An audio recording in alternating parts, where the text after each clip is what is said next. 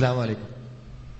ഉസ്താദിനോട് ചോദിക്കാനുള്ളത്, ഖുർആനിൽ നമ്മളോട് പഠിപ്പിച്ചു തന്നിട്ടുണ്ട്, ലോകത്ത് അവതരിപ്പിക്കപ്പെട്ടിട്ടുള്ള എല്ലാ പ്രവാചകന്മാരും വന്നിട്ടുള്ളത് ലാ ഇലാഹ ഇല്ലല്ലാഹ്, ആരാധനക്കർഹൻ അല്ലാഹു അല്ലാതെ മറ്റാരുമില്ല എന്ന സത്യ സന്ദേശം ലോകരോട് വിളിച്ചു പറയുവാൻ വേണ്ടിയാണ്.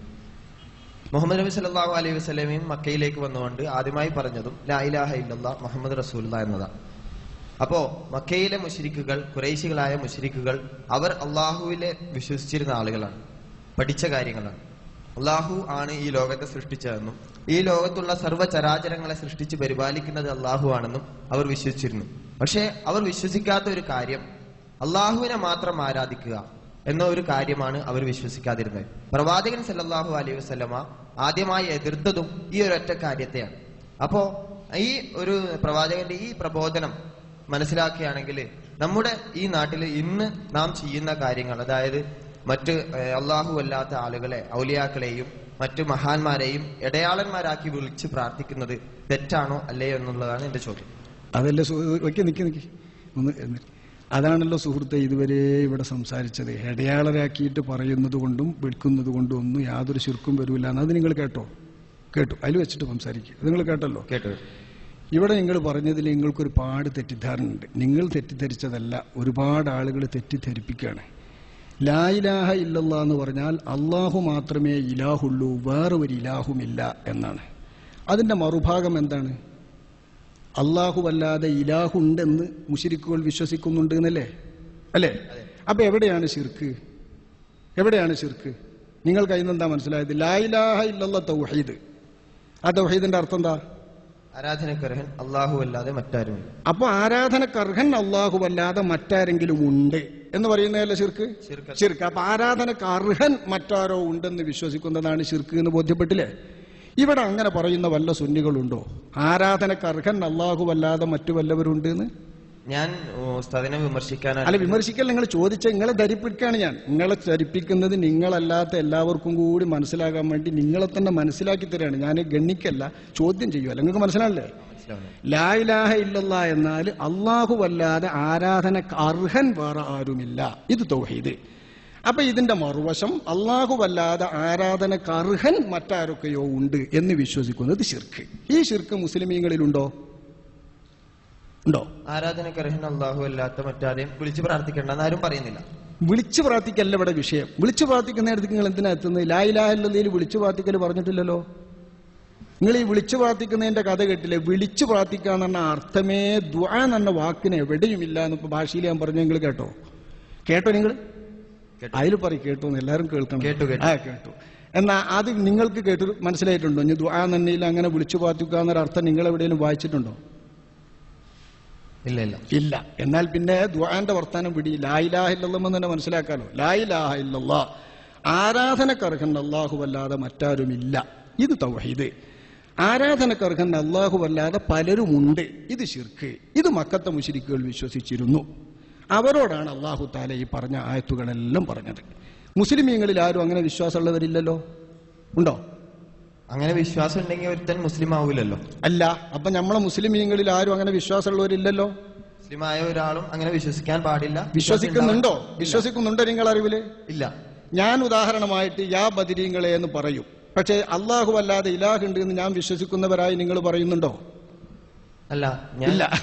ഒരു കാര്യം ഞാൻ ഉസ്താദിനോട് ചോദിച്ചു. അപ്പൊ ഇത് തന്നെയാണ് മക്കയിലെ മുശ്രിക്കുകളും അങ്ങനെ പറഞ്ഞിട്ടില്ല. ഇതു തന്നെയല്ല ലാ ഇലാഹ ഇല്ലല്ലാഹ്ന്റെ മറിച്ച് അള്ളാഹു അല്ലാതെ ഇലാഹുണ്ട് എന്നാണ് അവർ പറഞ്ഞത്. മസലുല്ലദീന ഇത്തഖദു ആലിഹത്തൻ മിൻ ദൂനില്ലാഹ്, അള്ളാഹു അല്ലാതെ ഇലാഹുകൾ ധാരാളമുണ്ടെന്ന് വിശ്വസിച്ചു. നിങ്ങൾക്ക് അർത്ഥം കുറച്ച് പേച്ചിട്ടുണ്ട്. ആകാശഭൂമികളെ പടച്ചത് അള്ളാഹുവാണ്, നമ്മളെ പടച്ചത് അള്ളാഹുവാണ്, മാനം പടച്ചതും നക്ഷത്രം പടച്ചതും അള്ളാഹുവാണ്. പക്ഷേ ഇലാഹാണ് ഞങ്ങളുടെ വിഗ്രഹങ്ങളും എന്നവർ വിശ്വസിച്ചു. ഇലാഹാണ് എന്ന് വിശ്വസിക്കാൻ ആകാശം പടക്കണ്ട, നക്ഷത്രം പടക്കണ്ട. നമ്മുടെ ഒരു കഞ്ഞി കൊണ്ടു തരുന്ന ഇടപാട് അയാളുടെ സ്വയം ശക്തി കൊണ്ടാണ് എന്ന് വിശ്വസിച്ചാൽ ഇലാഹാക്കലായി. ഇത് മക്കത്തെ മുശ്രിക്കുകൾ ചെയ്തിരുന്നു, മക്കത്തെ മുശ്രിക്കുകൾ വിശ്വസിച്ചിരുന്നു. അതുകൊണ്ടാണ് അവരെ മുശ്രിക്കുകൾ എന്ന് പറഞ്ഞത്. മുശ്രിക്കുകളുടെ പ്രവൃത്തി ചെയ്യുന്നവർന്നും അവരെ പറഞ്ഞത് അതുകൊണ്ടാണ്. നമ്മുടെ മുസ്ലിമീങ്ങളിൽ ആരും അള്ളാഹു അല്ലാത്ത ഒരു ശക്തിയെയും ഒരു വലിയനെയും ഇലാഹായി വിശ്വസിക്കുന്നില്ല. വലിയുല്ലാഹി എന്ന വാക്കിന്റെ അർത്ഥം തന്നെ അള്ളാഹുവിന്റെ ഇഷ്ടക്കാരനാ. നബിയുല്ലാഹി എന്ന് പറഞ്ഞ വാക്കിന്റെ അർത്ഥം അള്ളാന്റെ പ്രവാചകൻ എന്നാ. അപ്പൊ അള്ളാന്റെ പ്രവാചകൻ, അള്ളാന്റെ വലിയ എന്ന് വിശ്വസിക്കുന്നത് അള്ളാന്റെ പുറമെ കൂടെയുള്ള ഇലാഹ് എന്നല്ലല്ലോ. അല്ല, അങ്ങനെ ആരും വിശ്വസിക്കുന്നില്ലല്ലോ. മക്കത്തെ മുശ്രിക്കുകൾ അങ്ങനെയല്ല, വിഗ്രഹങ്ങളെ ഇലാഹാണ് എന്ന് വിശ്വസിച്ചിരുന്നു. ഇല്ലേ? അല്ലേ? അവര് അള്ളാഹുവിന്റെ അടുക്കിലേക്ക് സഹായം തേടുവാൻ ഇടയാളന്മാരായിട്ട് ഉപയോഗിച്ചിരുന്നു. കാരണം ഞാൻ പഠിച്ചതെന്ന് വെച്ചാല്, നിങ്ങൾ പഠിച്ചത് ഏതോ ഒരു പരിഭാഷ വായിച്ചിട്ടുള്ളൂ ചെറുപ്പക്കാരനെ. അല്ല, എനിക്ക് ദീനി കാര്യങ്ങളിൽ വലിയ അറിവൊന്നുമില്ല. ഇല്ല, അതുകൊണ്ടാണ് ഞാൻ മനസ്സിലാക്കി തരുന്നത്. അതുകൊണ്ടാണ് ഉസ്താദിനോട് സംശയം ചോദിക്കുന്നത്. അതായത് നബി സല്ലല്ലാഹു അലൈഹി വസല്ലം മക്കം ഫതഹിന് ശേഷം ആദ്യമായി ചെയ്തത് കഅബയിലുണ്ടായിരുന്ന എല്ലാ വിഗ്രഹങ്ങളെയും തച്ചുടക്കിയാണ്. എന്തുകൊണ്ട്? ഈ വിഗ്രഹങ്ങളെ കുറിച്ച് എന്താണ് മക്കയിലുള്ള ആളുകൾ വിശ്വസിച്ചിരുന്നത്? നേരത്തെ തന്നെ ഉസ്താദ് ആദ്യത്തെ ചോദ്യത്തിന് ഉത്തരം പറഞ്ഞു. അതില് ഇമാം റാസിയുടെ വിവരണം എനിക്ക് കൂടുതൽ അറിയില്ല. ഇമാം റാസിയുടെ വിവരണത്തെ കുറിച്ച് പറഞ്ഞപ്പോ അതില് അവസാനം നാലാമത്തെ ഒരു അഭിപ്രായം എന്ന് പറഞ്ഞാല്, ഈ കുഫറിന്റെ അടയാളങ്ങൾ ചെയ്യുന്ന ആളുകൾ അവരെ കാഫിരീങ്ങൾ എന്ന് വിളിക്കും, മുശ്രിക്ക് എന്ന് വിളിക്കില്ല. അത് ഒരു കൂട്ടരെ പറ്റി, അത് വേറെ ഏതോ ഒരു കൂട്ടരെ പറ്റിയ. മക്കത്തെ മുശ്രിക്കീങ്ങൾ എല്ലാവരെ പറ്റിയല്ല. ബഹുദൈവ വിശ്വാസികളായി ഖുർആന്റെ സംബോധിതരായ ജനതയിൽ പല വിഭാഗമുണ്ടായിരുന്നു. ആ പല വിഭാഗങ്ങളിൽ ഒരു വിഭാഗം ദൈവികത ആരോപിക്കാതെ തന്നെ ഇബാദത്തുകൾ ചെയ്തിട്ട് വിഗ്രഹങ്ങളെ പ്രതിഷ്ഠിച്ചു പൂജിച്ചിരുന്നു. അവർ കാഫിറാണ് എന്ന് റാജി വിവരിച്ചതാണ് ഞാൻ അദ്ദേഹത്തിന് വിവരിച്ചു കൊടുത്തത്. മനസ്സിലായോ? നേരെ മറിച്ച് മക്കത്തെ മുശ്രിക്കുകളിൽ ഹുബുൽ ദേവൻ വലിയ ദേവനാന്നാ വിശ്വസിച്ചിരുന്നത്, ലാത്ത ദേവിയാണ് എന്നാ വിശ്വസിച്ചിരുന്നത്, ഉസ്സ ദേവിയാണ് എന്നാ വിശ്വസിച്ചിരുന്നത്. ദേവി എന്ന് പറഞ്ഞാൽ നിങ്ങൾക്ക് മനസ്സിലായില്ലേ? പെൺദൈവം എന്നല്ലേ? അപ്പൊ പെൺദൈവത്തെയും ആൺദൈവത്തെയും വിശ്വസിച്ചിരുന്നതായ മക്കത്തെ മുശ്രിക്കുകളെ പോലെയുള്ള വിശ്വാസമാണ് ശിർക്ക്. ഈ ശിർക്കിനെതിരിലാണ് ഖുർആൻ നിരന്തരം പ്രബോധനം ചെയ്തത്. അത്തരം ശിർക്കുകൾക്കെതിരിലാണ് മുൻഗാമികളായ പ്രവാചകന്മാരും പ്രബോധനം ചെയ്തത്. ഇവിടുത്തെ അംബിയാവുലിയ എന്ന് പറയുന്നവർ ഷഫാഅത്ത് ഉണ്ട് എന്ന് മാത്രമേ പറയുന്നുള്ളൂ. ഷഫാഅത്ത് അള്ളാഹുവിൽ ഉണ്ട് എന്നുള്ള വിശ്വാസം അള്ളാഹുവിന്റെ അനുവാദമുള്ളവർക്കും അറിയിച്ചിട്ടുള്ളവർക്കും വിശ്വാസം സത്യമാണ്. ഇതല്ലേ നമ്മൾ ആയത്തോതിയത്? അപ്പൊ ഞാൻ ഒരു കാര്യം ചോദിച്ചോ. ഖുർആനിൽ ഒരു സ്ഥലത്ത് പറയുന്നുണ്ട്, അന്ത്യനാളിൽ നമ്മൾ ഈ ദുനിയാവിൽ ഞാൻ പ്രവർത്തിച്ചതേ എനിക്ക് ഫലം ചെയ്യുകയുള്ളൂ. അന്ന് അന്ത്യനാളിൽ പടച്ചവന്റെ അടുക്കല് ആരുടെയും ഷഫാഅത്ത് വിലപ്പോവില്ല എന്ന് പറയുന്നുണ്ട്. അതെ, അവിടെ പറയാം. അതാണ് ജാബിർ റളിയല്ലാഹു അൻഹുവിന്റെ മുമ്പിൽ ഷഫാഅത്ത് ഇല്ല എന്ന് പറഞ്ഞ തൊൽഖ് ബിൻ ഹബീബ് ഓതിക്കൊടുത്ത ഒരായത്ത്. ഈ ആയത്തിനെ ഒക്കെ ജാബിർ റളിയല്ലാഹു അൻഹു ഗണ്ണിച്ചിട്ട് പറഞ്ഞു അതൊക്കെ കാഫിരീങ്ങളെ കുറിച്ചാണ്, മുസ്ലിമീങ്ങൾക്കും മൂമിനീങ്ങൾക്കും അത് ബാധകമല്ല. അള്ളാഹു ഷഫാഅത്തിന് അധികാരം കൊടുക്കുന്ന നാളെ ആഖിറത്തിൽ ഷഫാഅത്തുള്ളവരുടെ ഷഫാഅത്ത് ഈ ആയത്ത് കൊണ്ട് നിഷേധിക്കാൻ പറ്റൂല എന്ന് തൊൽക്കിന് ജാബിർ റളിയല്ലാഹു അൻഹു വിവരിച്ചു കൊടുത്തത് ഞാനിവിടെ പ്രസംഗത്തിൽ ഉദ്ധരിച്ചിരുന്നു. താങ്കൾ കേട്ടോ? കേട്ടോ? എന്നാ പിന്നെ അത് മനസ്സിലായിക്കോളി. അപ്പൊ ഷഫാഅത്തുണ്ട്. ഷഫാഅത്ത് ഇല്ല എന്ന് പറഞ്ഞത് കാഫിറുകൾക്കാണ്. കാഫിറുകൾക്ക് ഷഫാഅത്തില്ല എന്നും അവർക്ക് ശുപാർശക്കാരും അനുവാദം കൊടുക്കൂല എന്നുള്ള ആയത്തുകളെ മുസ്ലിമീങ്ങളുടെ മേലിൽ വെച്ച് കെട്ടുന്നത് തെറ്റാവുന്നു എന്ന് സ്വഹാബികൾ തന്നെ പഠിപ്പിച്ചിട്ടുണ്ട്. അതാണ് വഹാബിയത്തും ചെയ്യുന്നത്. അത് നിങ്ങൾ തെറ്റിദ്ധരിച്ചതാണ് ഈ ചോദ്യത്തിനൊക്കെ കാരണം. വേറൊരു ചോദ്യം, ഇത് മനസ്സിലായല്ലോ? ഇത് മനസ്സിലായില്ലേ? കംപ്ലീറ്റ് മനസ്സിലായിട്ടില്ല. ഉസ്താദിനോടൊന്ന് നേരിട്ട് ആകാത്ത ഒന്നും കൂടി പറയും. ആകാത്ത ഇവിടുന്ന് എല്ലാവരും എത്തുന്നുള്ളൂ ഒന്ന് പറയും, ഒന്ന് പറഞ്ഞിട്ട് തീർത്തു പോകണം. ഇപ്പോഴും എനിക്ക് അത് ഏതൊക്കെ ആയത്തുകളാണെന്നുള്ളത് ജാബിർ റളിയല്ലാഹു അൻഹു ഗണ്ണിച്ചെന്ന് പറഞ്ഞല്ലോ, ഞാൻ പറഞ്ഞു ഏതൊക്കെ ആയത്തുകളാണെന്നുള്ളത് ഞാൻ ആയത്ത് പറഞ്ഞുതരാം.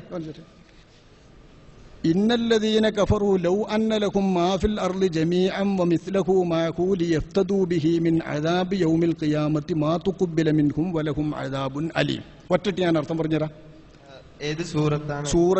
സൂറത്തുൽ മാഇദ 36-ാമത്തെ ആയത്ത്. സൂറത്തുൽ മാഇദ 36-ാമത്തെ ആയത്ത്. അർത്ഥം വെച്ചേരണോ? അർത്ഥം പറഞ്ഞു.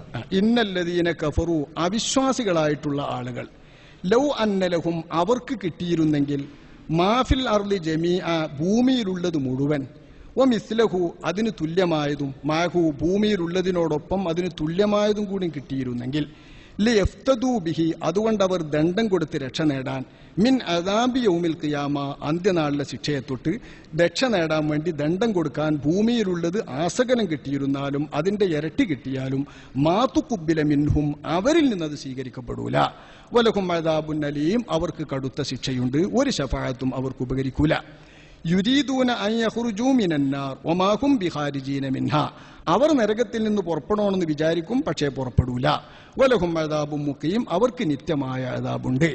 ഈ ആയത്തോതിയിട്ട് വിശ്വാസികൾക്ക് ഷഫാഅത്തില്ല എന്നുള്ളത് നിഷേധിച്ചപ്പോ ഒരു റിപ്പോർട്ടിലുള്ളത് ജാബിർ റളിയല്ലാഹു അൻഹു യസീദ് ഇബ്നു സുഹൈബിനിൽ ഫഖീർ എന്ന ആളോട് പറഞ്ഞു, മൂമിനീങ്ങളെ കുറിച്ച് പറയുന്നതല്ല, ഈ ആയത്തിന്റെ തലവാചകം ഓതു. കാല ഉത്തുലു അവ്വലല്ലായ, ആയത്തിന്റെ തുടക്കം ഓതടോ എന്ന് പറഞ്ഞു.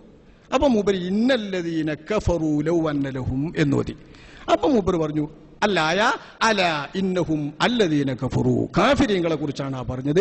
മുസ്ലിമീങ്ങൾക്ക് ഉപകരിക്കും, അവർക്ക് ശഫാഅത്തുണ്ട്, അവർ ശിക്ഷ കഴിഞ്ഞ് നരകത്തിൽ നിന്ന് ശഫാഅത്ത് പ്രകാരം പുറപ്പെടും. ഇത് വിശ്വസിക്കണം, ഇത് നബി പറഞ്ഞിരിക്കുന്നു, എന്റെ കാത് പൊട്ടട്ടെ നബി ഇത് പറഞ്ഞിട്ടില്ലെങ്കിൽ എന്നൊക്കെ പറഞ്ഞ റിപ്പോർട്ട് ഇബ്നു കസീർ 252, 51 പേജുകളിൽ വിവരിച്ചിട്ടുണ്ട്. ഇത് ആര് റിപ്പോർട്ട് ചെയ്ത ഹദീസാണ്? ഇത് ഇബ്നു മർദബൈഹി, ഇബ്നു അബി ഹാത്തം തുടങ്ങി ഒരുപാട് ആളുകൾ റിപ്പോർട്ട് ചെയ്തിട്ടുണ്ട്. ഷഫാഅത്തിന്റെ ഹദീസ് ബുഖാരി, മുസ്ലിം ഒക്കെ നിവേദനം ചെയ്തിട്ടുണ്ട് സുഹൃത്തെ. ബുഖാരിയിലുണ്ട്, മുസ്ലിമിലുണ്ട്, എല്ലാ ഹദീസിന്റെ കിതാബിലും ഷഫാഅത്തിന്റെ ഹദീസ് ഉണ്ട്. അപ്പൊ മൂമിനീങ്ങൾക്ക് ഷഫാഅത്തുണ്ട്, കാഫിറുകൾക്ക് ഷഫാഅത്തില്ല എന്നുള്ള ആയത്തൊക്കെ ഈ മുസ്ലിമീങ്ങൾക്കെതിരിൽ ഓതുന്നതാണ് വഹാബികൾ. മനസ്സിലായോ നിങ്ങൾക്ക്? അപ്പൊ ഞാനിതിനെ കുറിച്ച് കൂടുതൽ പഠിക്കാൻ ആഗ്രഹിക്കുന്നുണ്ട്, പഠിക്കാം. പിന്നെ വേറൊരു ചോദ്യം, ഇപ്പം പറഞ്ഞ മനസ്സിലായല്ലോ. മനസ്സിലായി.